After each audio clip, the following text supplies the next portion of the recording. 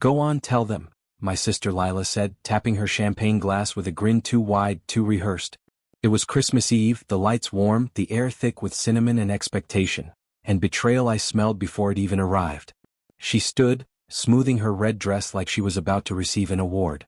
Everyone, she announced, lifting her chin, Mom and Dad have officially decided to hand me the family business. A beat of silence. My business. 15 years of my blood, my hours, my spine bent over spreadsheets and warehouses and employees who trusted me. Since Ethan is always so busy, she continued, flicking her eyes toward me as if I were a stranger, it just makes more sense. Hi everyone. My name is Ethan Ward, I'm 34, and that night, under a glowing Christmas tree, I learned exactly how little my family thought of me. Mom clapped first. Dad followed. A few cousins awkwardly joined in. And I just stared at them, at her, at the nerve it took to stand on my work and call it hers. Lila held the microphone like royalty. I'll be taking over operations starting next month. Ethan can keep his advisory role, if he chooses. Advisory role. In the company I built from a garage with one failing truck and a $900 loan. I watched her bask in the applause, watched my parents beam at her like she'd just cured a disease.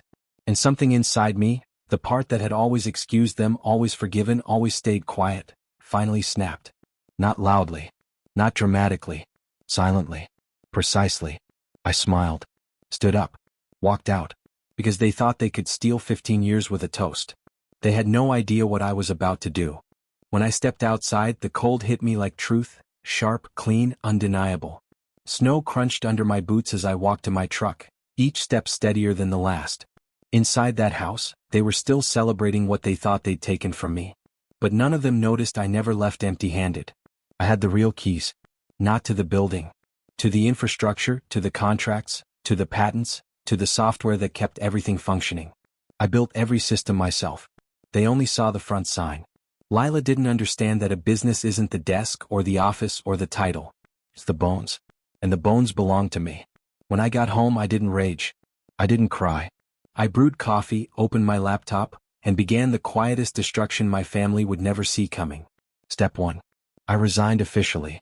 Not as a courtesy, but to trigger the clauses they never bothered reading. Step 2. I revoked every license, every back-end access, every automation I had personally created. Their entire operation relied on systems I built. They thought they were passing down a company, but all they passed down was an empty shell. At 3 a.m. my phone buzzed. First from Mom, then Dad, then finally Lila. Why isn't anything working? We can't access the inventory platform. I didn't answer. Instead, I watched the snow fall outside my window, soft and slow, like the world was resetting. By morning, hundreds of automated reports failed. Couriers stalled. Vendors demanded explanations. The business couldn't even send an invoice without the infrastructure I'd built. And I knew exactly what that meant. The empire they stole was collapsing. And I hadn't even started building my new one yet. By noon the next day, the panic had turned into chaos. I drove by the old warehouse, not to help, just to watch. Through the frosted glass windows, I could see them scrambling. Stacks of orders sat untouched. Printers jammed. Phones ringing nonstop. Employees pacing like the ceiling was caving in. Then I spotted her, Lila, my sister, standing in the middle like a queen whose crown had suddenly grown too heavy. Her voice cut through the air even from behind the glass. Why is nothing working? Fix it. But they couldn't. Because the person who could fix it was the same person they pushed out. Me. My dad stormed outside, phone pressed to his ear. He didn't see me parked across the street. He didn't see the smile tugging at the corner of my mouth either. We need him, he yelled into the phone. He can repair this in an hour. Yeah, I could. But I wouldn't. When he hung up, his shoulders slumped in a way I had never seen, not even during the hardest winters when money was tight. For the first time in my life, my father looked small. I should have felt guilty. But all I felt was clarity. Back at home, I opened my laptop and began building something new. Something entirely mine. No family name. No family control. Just me, my work, and my peace. The idea hit me clean, logical, perfect. A streamlined fulfillment platform. Faster, smarter, automated. One that would make their old system look ancient. While they spent days drowning, I spent days creating.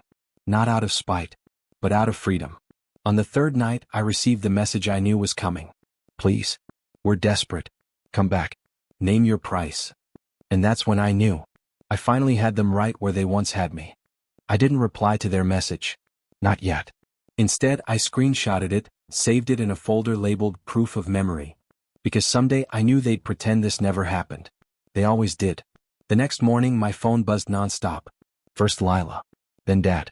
Then Mom. Then employees who once rolled their eyes at me in meetings. All saying the same thing. Please come fix this. We didn't know it was this bad. Of course they didn't know. I'd been the one patching holes for 15 years while they took bows and cashed checks. By noon I walked into my own new workspace. A small rented studio with concrete walls and sunlight that poured in like a fresh start. It smelled like dust, metal, and possibility. My laptop hummed as I sketched out the architecture for the new company. It was cleaner, stronger, efficient in a way I never could make the old one because they always said, no need to upgrade, cheap is fine. I wasn't building fine anymore.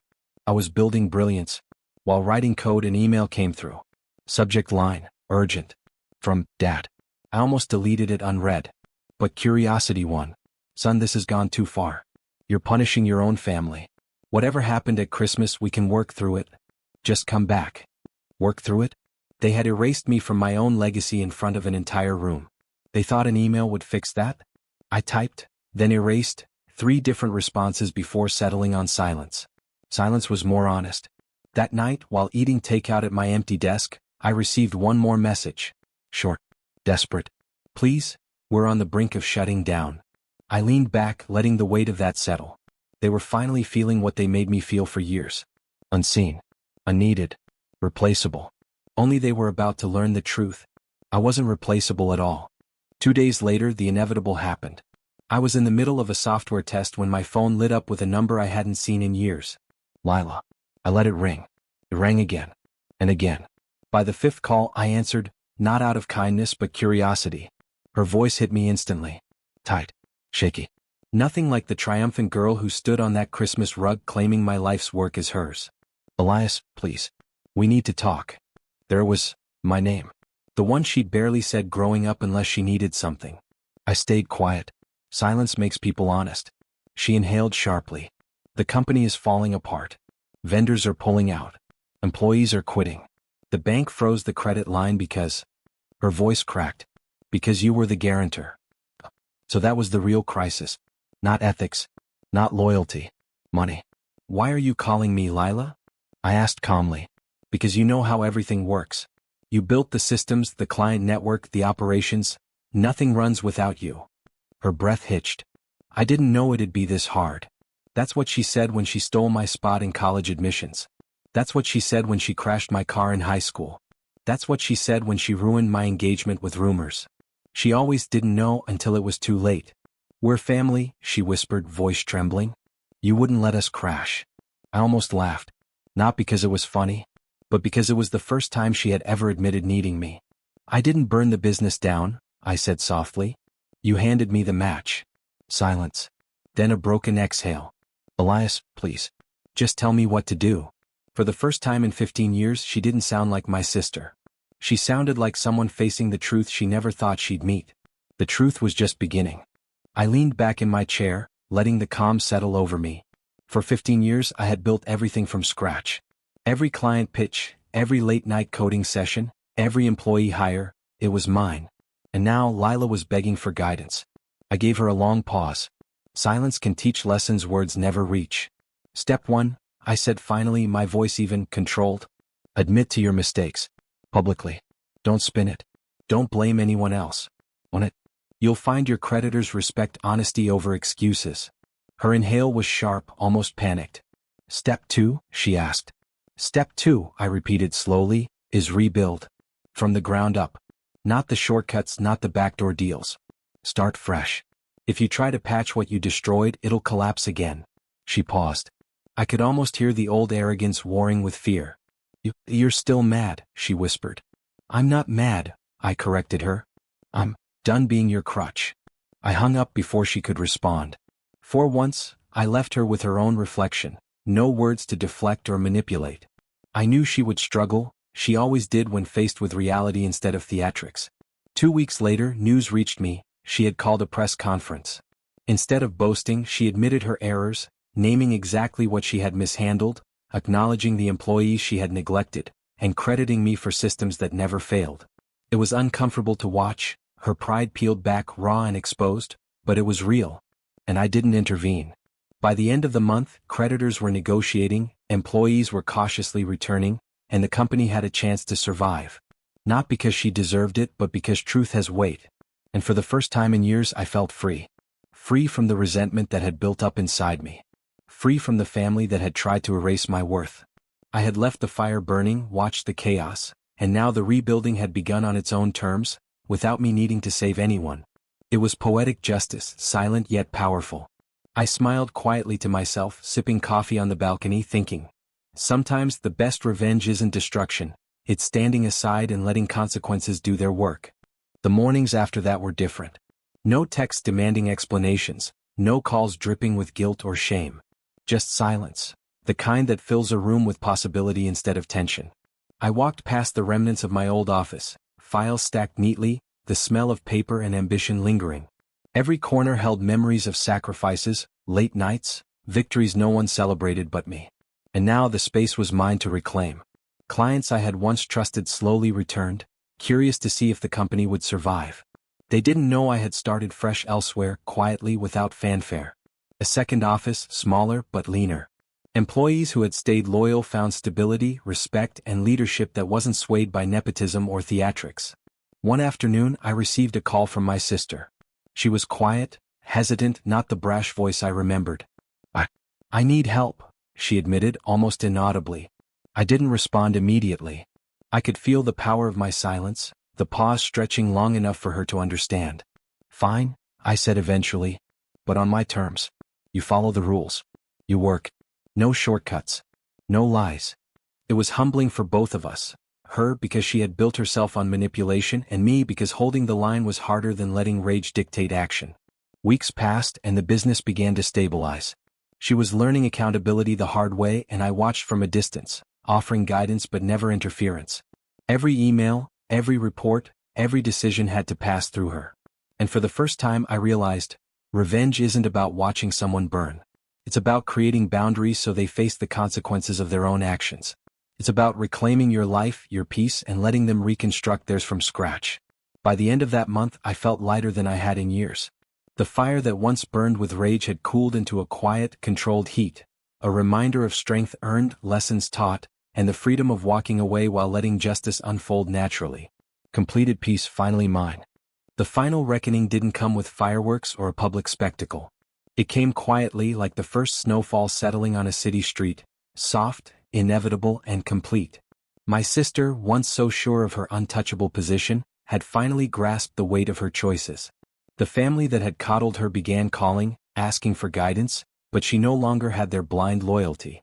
Her empire of borrowed power and shortcuts crumbled under her own mismanagement, leaving only lessons she couldn't ignore. Meanwhile I had rebuilt. Every client, every project, every late night of effort reflected my own merit. I didn't need their applause or validation, just the satisfaction of knowing I had created success that was entirely mine. The office hum felt different now, alive with purpose and accountability, not fear or favoritism. One evening I walked past the old family business, now shuttered and silent. The windows were dark, the sign faded, a ghost of what had once been. And in that silence I didn't feel triumph over her fall. I felt clarity. I felt balance restored. I had never wanted them to fail. I had wanted my life, my effort, my identity to matter. From there I started mentoring young entrepreneurs, teaching them to build, to persist, and to protect their work. Every success story reminded me why I had walked away from drama, deceit, and entitlement. And with each story I saw the truth. Real power comes from resilience, not revenge. Sometimes the loudest statement isn't in the chaos you create. It's in the life you rebuild, quietly, deliberately. They had underestimated me, dismissed me, and tried to erase me. But I didn't just survive. I thrived. I had written my own legacy, one they could no longer touch. The fire that had once burned everything now warmed only me, controlled, safe, and mine. I looked around at my own achievements, smiled, and finally whispered, "This is freedom."